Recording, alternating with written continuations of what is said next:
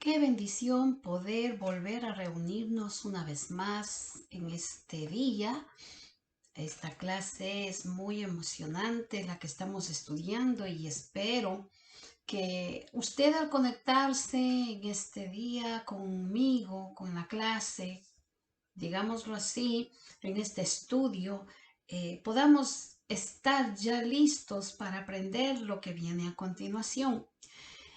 En la clase anterior nosotros hablábamos de la restauración del pueblo de Israel. La manera como van a suceder, está escrito en la palabra y la palabra se va a cumplir.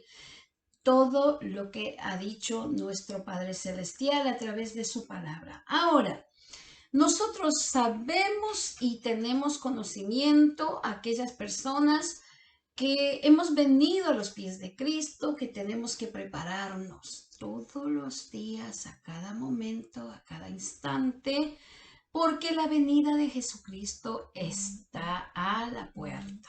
Nosotros tenemos que aprender y saber y tener esa convicción de que Cristo viene. Muchas personas pueden decir que esto es una teoría, que esto no es verdad, quizás ha escuchado mucho tiempo, muchos dicen, bueno, desde niña yo he escuchado esto, desde niño he escuchado esto, pero yo quiero dejarles saber que si hasta el día de hoy Cristo no ha venido es porque le ama en gran manera a usted, porque está esperando que usted venga a Él, porque quiere salvarlo, porque quiere restaurarlo, porque quiere y espera que usted le dé su corazón a Él. Entonces es necesario que nosotros creamos a lo que la palabra de Dios nos dice, porque sí, Cristo viene. Y los acontecimientos nos están diciendo, vengo pronto. La clase anterior, nosotros estudiamos hasta el versículo 25 y leímos el 26 y el 27, pero no entramos en los detalles.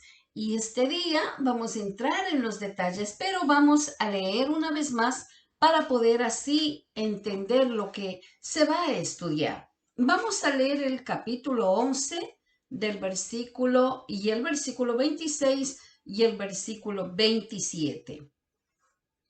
Y luego todo Israel será salvo, como está escrito.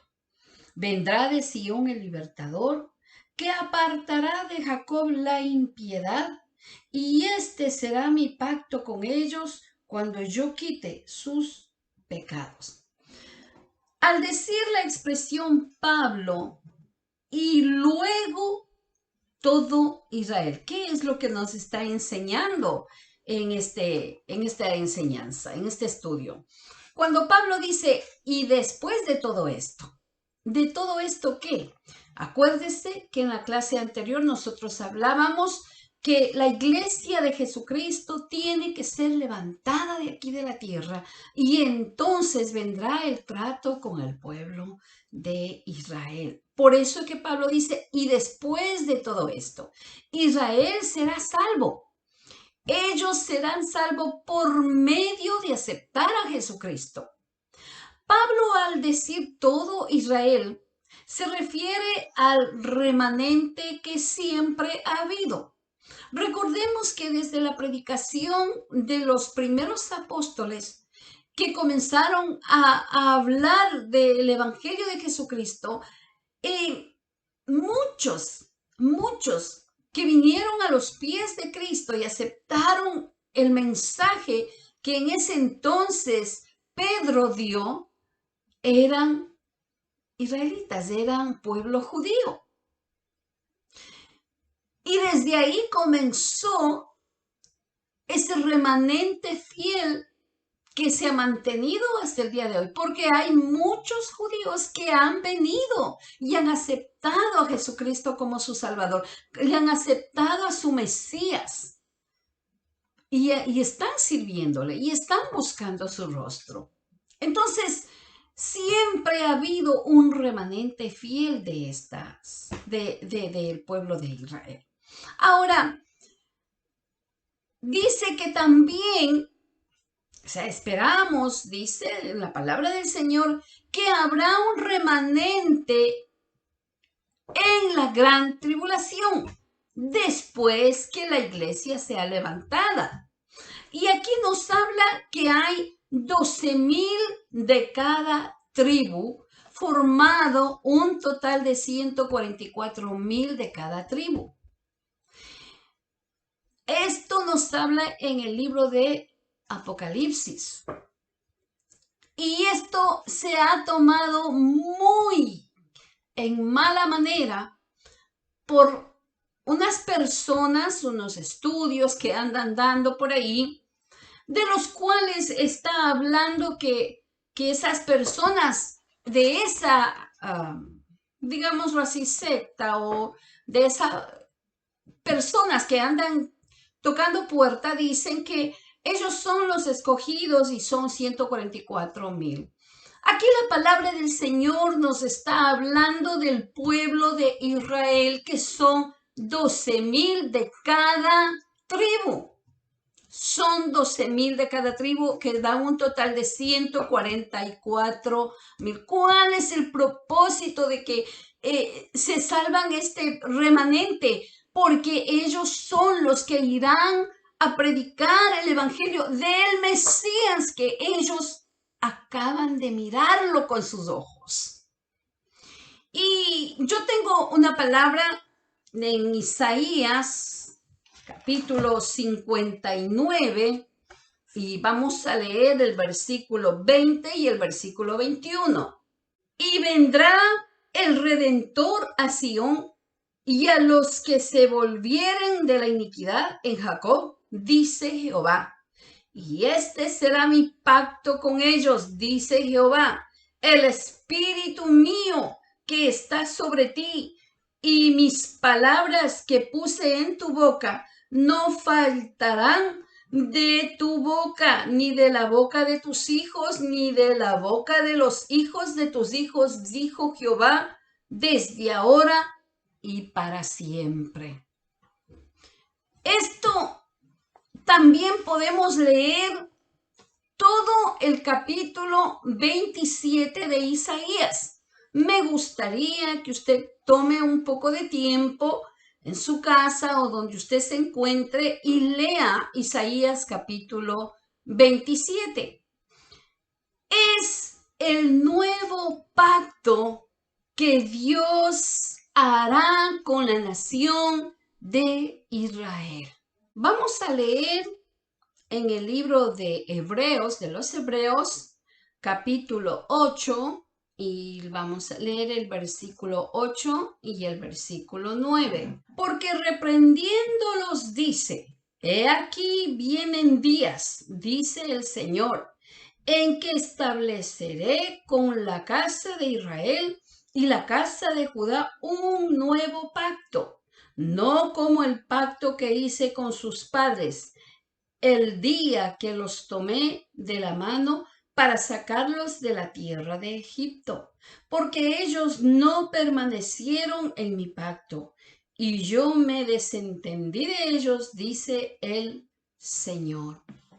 Vamos a leer también en Hebreos capítulo 10, y vamos a leer el versículo 16. Este es el pacto que haré con ellos. Después de aquellos días, dice el Señor, pondré mis leyes en sus corazones y en sus mentes las escribiré. Eso es lo que la palabra del Señor nos está enseñando. Y Pablo está recalcando la importancia que en ese entonces, cuando Pablo está hablando de que después de aquellos días, cuando Cristo venga de nuevo, Él quitará los pecados de Israel. El pueblo se arrepentirá y creerán en Jesús como su Mesías. ¡Qué maravilloso es esto! Dios tiene preparado. Dios no se ha olvidado de su pueblo, jamás. Y Él quiere restaurar a su pueblo y tiene su tiempo y tiene su hora. Y gloria a Dios por eso. Y asimismo, por el pueblo de nosotros los gentiles, es necesario que nos preparemos, es necesario que nos alistemos para cuando esa trompeta suene, nosotros podamos estar preparados, porque la iglesia será levantada. La palabra del Señor nos habla tiempos de guerra, rumores de guerra, nos habla de muchas cosas que van a suceder y están sucediendo. Se han realizado muchas profecías, están cumpliéndose. Eso quiere decir que tenemos que estar alerta, preparados, que tenemos que arreglar nuestras vidas. Si usted por A o por B está enojado, está resentido con su familia, vaya, arréglese, perdone. Si usted ha descuidado su vida espiritual y ha pensado, no, después yo, hágalo pronto, porque el tiempo pasa y quizás luego sea demasiado tarde.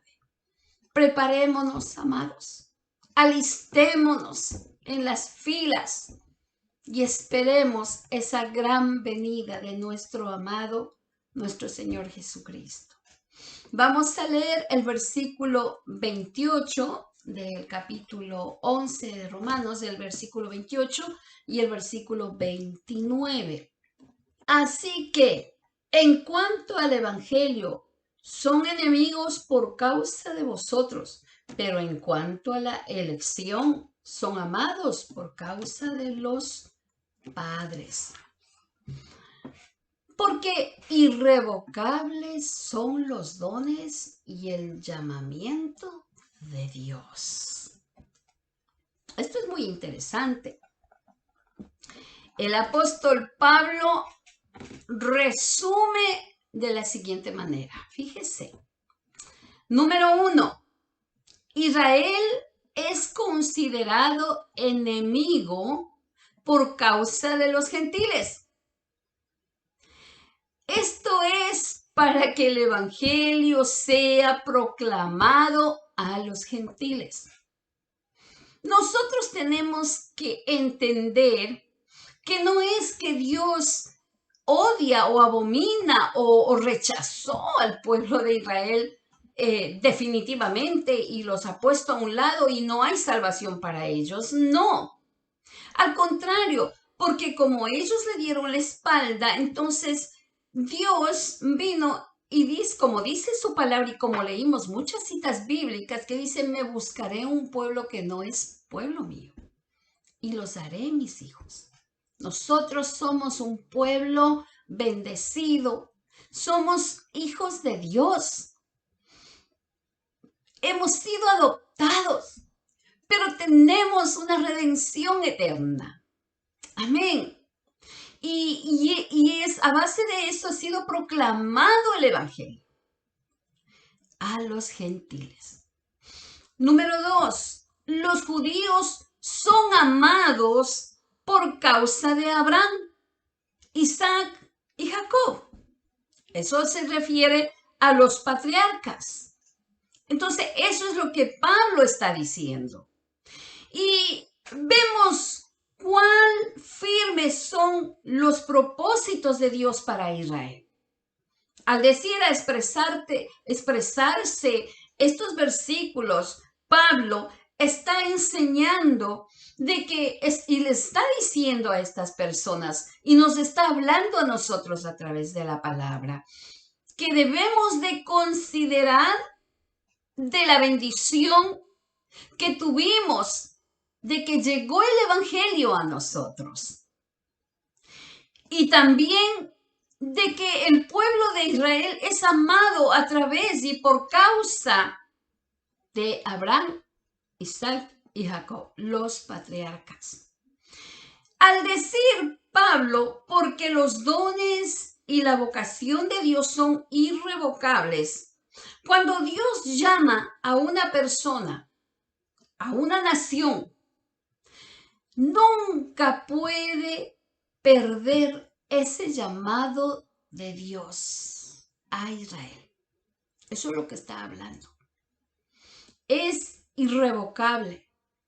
Israel debe tener un futuro en su plan y aún les pertenece los pactos y las promesas. Eso es lo que está hablando. Pablo ve un cumplimiento futuro del pacto de Dios. Irrevocable es que no puede ser anulado, no puede ser cambiado. He oído muchas personas que este tema, estos versículos también lo producen o lo pronuncian, mejor dicho, en cuanto a los dones que la iglesia tiene, en cuanto al llamado que muchas personas tienen. Y puede ser, amados, porque lo que Dios da, lo que Dios llama, en Él quedan permanentes. En Dios son irrevocables. Aquí el punto es en el hombre. Porque me han hecho preguntas y me han dicho, pero si lo que Dios da no puede cambiar, no puede ser anulado, ¿por qué no se cumple? ¿Por qué tal persona no logró? Es por eso, porque la persona no quiso recibir ese llamado. Es porque el hombre no quiere recibir esa promesa. Y no se cumple no por Dios, porque ahí está. Es a través de la obediencia del hombre. Muchas veces el hombre prefiere vivir perdido en el mundo y prefiere los deleites de la carne y prefiere los deleites de afuera antes que amar y servir a Dios. Y sí, el llamado está, pero depende del hombre, del ser humano, de usted, depende de mí. Y eso se trata. Y eso es lo que quiere decir la palabra irrevocable. Es que no puede ser anulado. No puede ser cambiado. Amén. Vamos a seguir leyendo el versículo 30 y el versículo 32. Pues como vosotros también en otro tiempo erais desobedientes a Dios, pero que ahora habéis alcanzado misericordia por la desobediencia de ellos. Así también estos ahora han sido desobedientes, para que por la misericordia concedida a vosotros, ellos también alcancen misericordia. Porque Dios sujetó a todos en desobediencia para tener misericordia de todos. Nosotros tenemos que aprender, usted y yo, y recordar y nunca olvidarnos. No que yo quiero decirle a usted que debe de traer el pasado al frente y que usted tiene que vivir en el pasado. No le estoy hablando en ese sentido. Aquí Pablo nos está diciendo que en otro tiempo, ellos, está hablando aquí Pablo, eran desobedientes. Los cristianos gentiles vinieron a ser desobedientes, pero Dios les mostró misericordia, igualmente que al pueblo de Israel. Eso es lo que Pablo está hablando y está especificando y está aclarando. Dice, alcanzando misericordia por la desobediencia de ellos. Está hablando por la desobediencia del pueblo de Israel. Si Dios pudo usar la desobediencia de Israel para el bien de los gentiles, también Dios usará la misericordia para el pueblo de Israel. Es muy importante entender estas enseñanzas. También dice, porque Dios sujetó a ellos en desobediencia. Tanto a los judíos como a los gentiles se encontraban prisioneros en desobediencia. Recordemos esto. Pero Dios, que es rico en misericordia, trajo libertad por la obra de Jesucristo.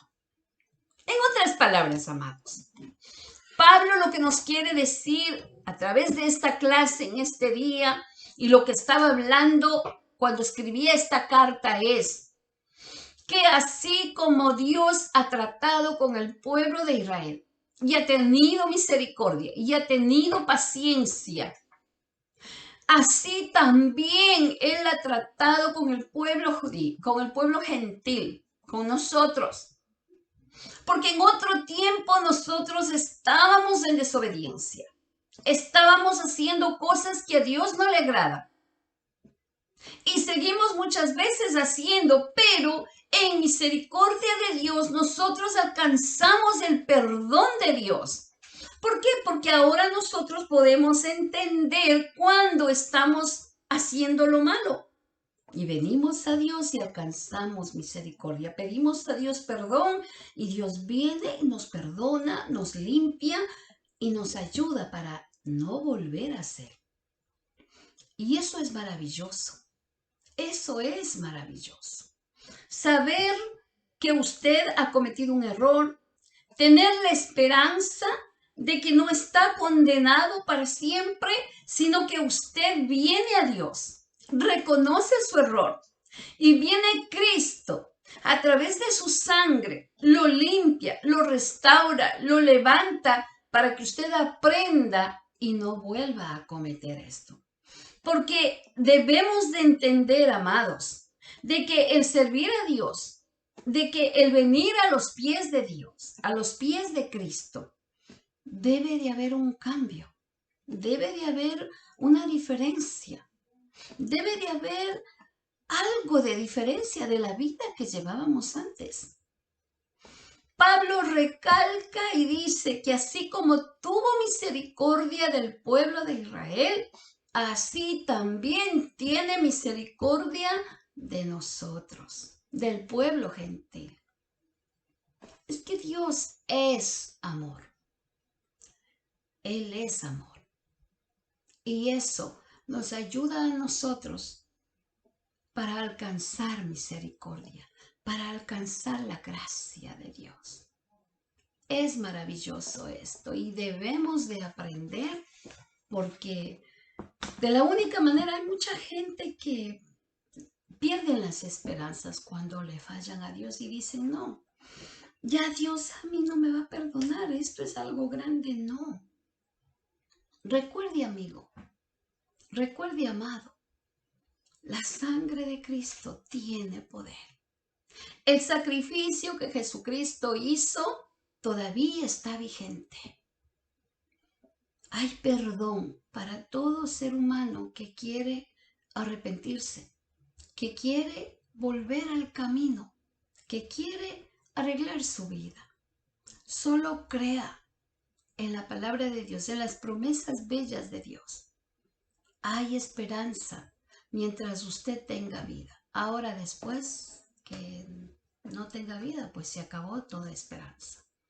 Nadie le va a poder sacar de donde usted elige llevar su alma. Vamos a leer el versículo 33 del capítulo 11. Oh profundidad de las riquezas, de la sabiduría y de la ciencia de Dios. Cuán insondables son sus juicios e inescrutables sus caminos. Qué expresión tan maravillosa que Pablo dice. Pablo exclama un himno de alabanza. Porque mientras él está escribiendo esta carta en estos versículos, él está viviendo, él está sintiendo esa bendita esperanza, como Dios ha tratado no solamente con su pueblo, sino que también Dios ha puesto a Pablo mientras la predicación del evangelio para alcanzar al pueblo gentil, y él se goza de que el evangelio ha alcanzado a todas las naciones, y es así. Y por eso él da una exclamación, un himno de adoración, un himno de alabanza al expresarse de esta manera de Dios. Pablo se sorprende y exclama con la grandeza de Dios. Fíjese que él era un hombre que conoció a Dios, que prácticamente le vio cara a cara a Jesús. Prácticamente, aunque él no lo pudo mirar, pero él pudo ver ese resplandor. Y aún así él sigue sorprendiéndose de las grandezas de Dios, de las misericordias que Dios tiene para con el ser humano. Y su exclamación dice: oh, profundidad de las riquezas, de la sabiduría y de la... Oiga, qué hermoso es esto. Y de la ciencia de Dios. ¿Quién puede entender la mente de Dios? ¿Quién puede entender el amor de Dios? ¿Quién puede entender la bendita gratitud de Dios? Es algo tan bello. ¿Quién puede, amados, encontrar a Dios? El que lo busca. Y Pablo está expresando tan hermosa alabanza en esta manera. Esta sección es para alabanza a Dios. Hace lo mejor por nosotros. Todo lo que Dios hace para usted es porque le ama y porque es lo mejor para usted. Y aunque usted esté pasando pruebas difíciles, y aunque usted no tenga quizás alimento en su casa, aunque usted esté pasando por dificultades de enfermedad, porque cuando Pablo escribe esto, Pablo estaba en Corinto y estaba pasando pruebas duras. Estaba siendo perseguido, estaba siendo azotado. Él había pasado por cárceles. O sea, esta palabra que él está escribiendo, no está escribiendo porque él está en un sillón cómodo, está tiene aire acondicionado. No, él estaba pasando por pruebas difíciles. Pero más sin embargo, él exclama este himno de alabanza, dice: oh, profundidad de las riquezas, de la sabiduría y de la ciencia de Dios. ¿Qué hombre puede entender la mente de Dios? Ninguno. Pero sí podemos glorificar a Dios por maravilloso amor que tiene para con el ser humano, para tratar con el hombre, para no dejarlo que se pierda. Y es verdad que aunque estamos pasando por dificultades, por diferentes problemas, y quizás a muchos se les quita el gozo, y quizás a muchos se les quita la alegría, recuérdese que todo obra para bien. Es para enseñarnos que Dios sí existe, que Dios se glorifica en lo difícil. No en lo fácil, no en lo sencillo. Dios se glorifica. Dios es Dios en lo difícil, en lo imposible. Amados, si usted está escuchando esta clase, esta lección, por favor entienda que lo que usted está pasando no es porque Dios no le ama, no es porque Dios le ha olvidado, no es porque Dios le ha abandonado, no es porque Él lo ama, porque Él está pendiente de usted, porque todas las cosas van a ser para enseñarle, para aumentar su fe, para hacerle un hombre fuerte, un guerrero, una guerrera fuerte, que cuando vengan peores batallas usted se acuerde lo que Dios hizo ayer, usted se acuerde lo que hizo el año pasado y diga, sí, Dios me ama. Él me ama y por eso es que yo estoy pasando todo esto, no porque Él quiere destruirme, sino porque Él quiere mi bien. ¿Acaso usted no corrige a sus hijos cuando necesitan ser corregidos? Jesús dijo, ustedes siendo malos saben dar cosas buenas, ¿cuánto más mi Padre no dará lo mejor?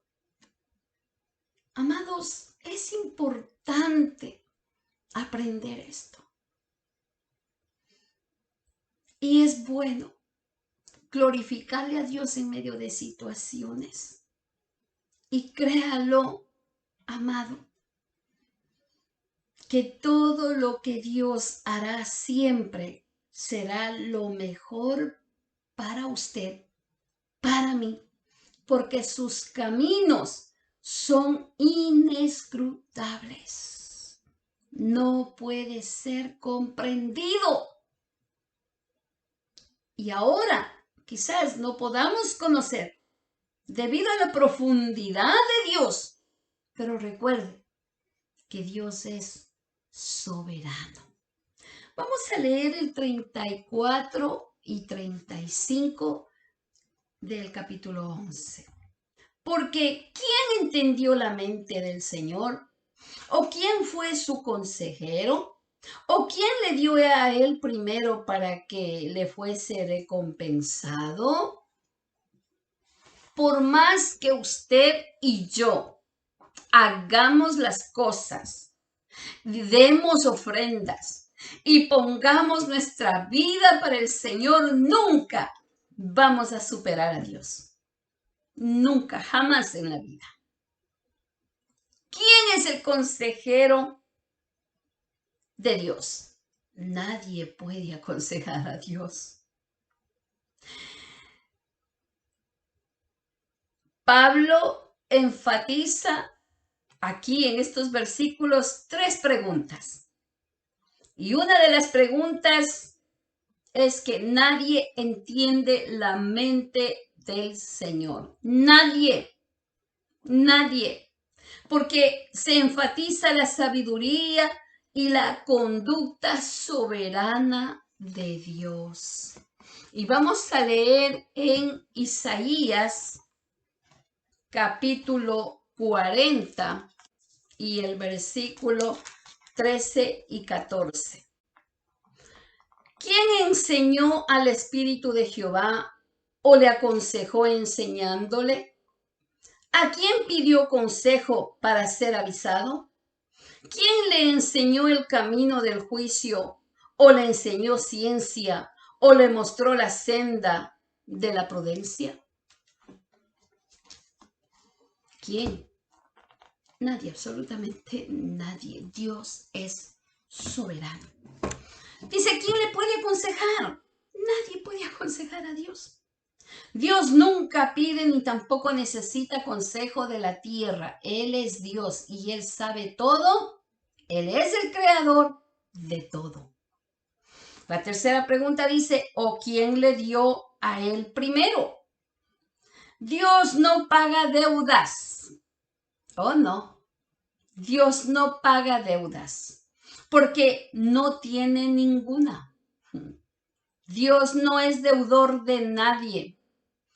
Si alguien le da a Dios, Él lo devuelve y lo da más de lo que el hombre da. Nadie puede hacer de Dios su deudor. No, nadie puede decir, oh, es que yo le di esto, yo di esto y Dios a mí me tiene. Equivocado. Dios no tiene. Dios no es deudor de nada.